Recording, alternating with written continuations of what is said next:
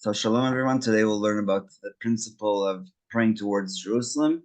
The Talmud in Brachos, page 30, daf 30, says that the reason or the reference that we have from the Tanakh is the book of Song of Solomon, or Song of Songs, as it's known, Shir Shirim, and chapter 4, verse 4, so it's very easy to remember.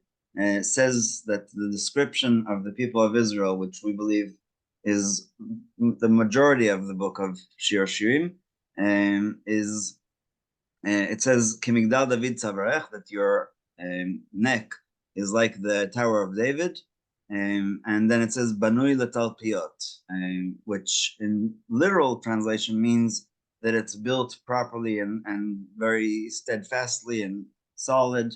But the rabbis use what's called Korean Ktiv, and they divide the word to Tel Piot.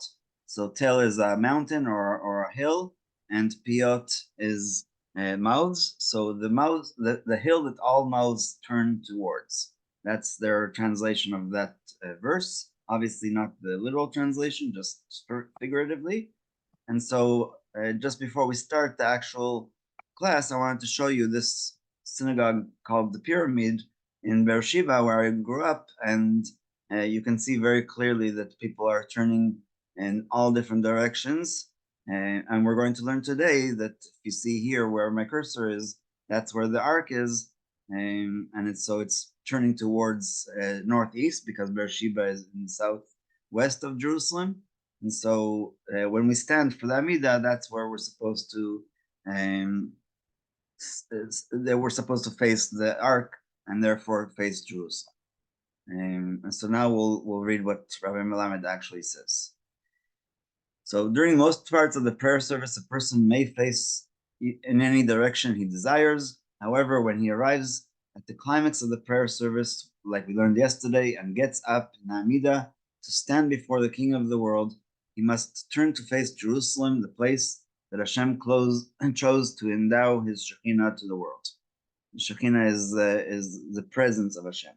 One who stands in prayer outside of Israel must face the land of Israel, and his heart should be directed towards Jerusalem, the home of the Beit Mikdash, because nobody in the world can direct their actual face to the exact, like 4 points after the dot, 4 digits after the dot, to where exactly Jerusalem is, just the heart, the home of the Beit Mikdash, and Kodesh HaKodeshim, the Holy of Holies. If one stands in Israel, he must face Jerusalem, and his heart should be directed towards Beit Mikdash, and it's Kodesh HaKodeshim.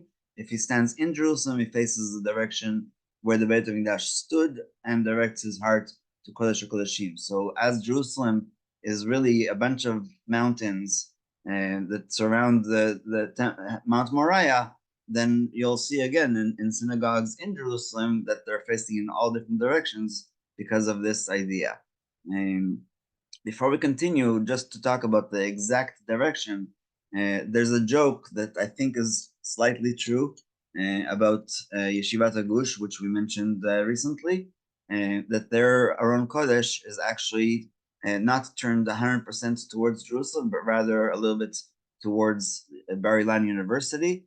And the joke is basically that after the Yeshiva, they go to Bar Ilan University. But jokes aside, the idea is that we try to do as best as possible, but Rabbi Melamed will say that there's sometimes there occurs mistakes, and so we don't have to be perfect. We just have to learn what the right direction is and face that direction. Therefore, those reciting the Amidah in the plaza in front of the Kotel must turn and face to the direction of the exact place of the Beit HaMikdash, and this is very practical for people going to the Kotel. In other words, those standing in the open square must turn slightly to the left, and even those standing in the men's section, in the closed area, the covered area, if you've been there, next to the wall, should do the same. It is customary to position the Aron Kodesh on the side of the synagogue that faces Jerusalem, so that those standing in prayer also pray towards the direction of the Aron Kodesh. However, the primary objective is to pray in the direction of Jerusalem. So this is where he's going to talk about this error. Therefore, if due to error or because of circumstances beyond our control, the Aron Kodesh does not exactly face Jerusalem, the people praying should turn to face the direction of Jerusalem. So, for example, let's say that the street is straight, and the normal thing for a building is that the ark is at the front, or what other people will call the back. Either way, you come in from the street and you see that the ark is not 100% towards Jerusalem according to your calculations, or if you have what's called the Jerusalem compass as an app on your phone, then you just turn slightly without causing a problem about it. There's absolutely no way that they can change where the ark is because it's a solid building.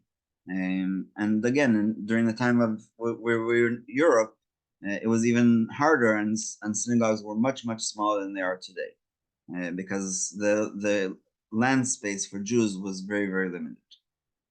Nevertheless, if the entire congregation mistakenly faces the Aron Kodesh, it is best not to separate oneself from the congregation. Instead, one should stand in the same direction that the congregation faces, but turn his head towards Jerusalem, again, without insulting anybody or causing problems. One last note about this before we continue. If you come to a house and they tell you which direction is Jerusalem, and the next morning you get up and you pray the wrong direction, and then you don't have to repeat the Amida in any way, unless you want to do what's called Tfilat Nedava. But because your heart was already towards Jerusalem, because you actually asked and you were interested, you showed interest in what the direction is, then it shows that your heart was. Why am I saying this? Because the way that the Talmud even introduces this idea is through the question of what happens if there's somebody who is a blind person and doesn't know how to look towards Jerusalem. So it starts with Tanu Rabbanan, Suma. So Suma is somebody who's blind and somebody who does not know the directions.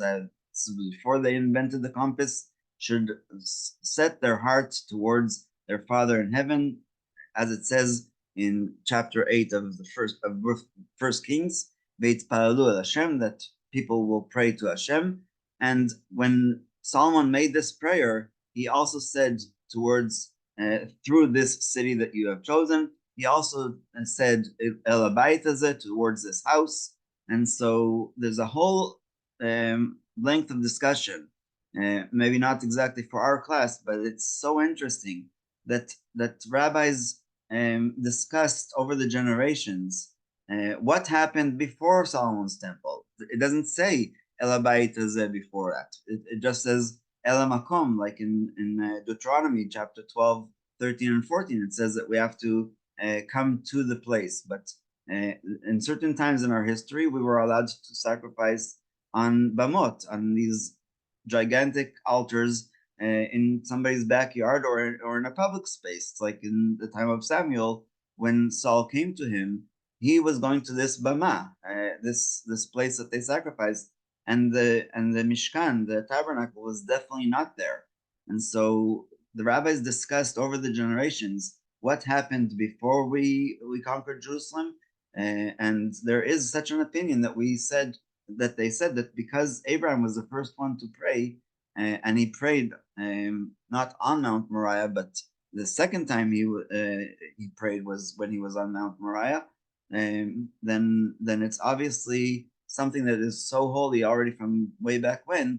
And so when they were in the Mishkan, the compromise that people say, instead of saying we know for sure what they did, is we are sure that because they knew that eventually we will have Jerusalem as the chosen place, that they set their hearts towards it.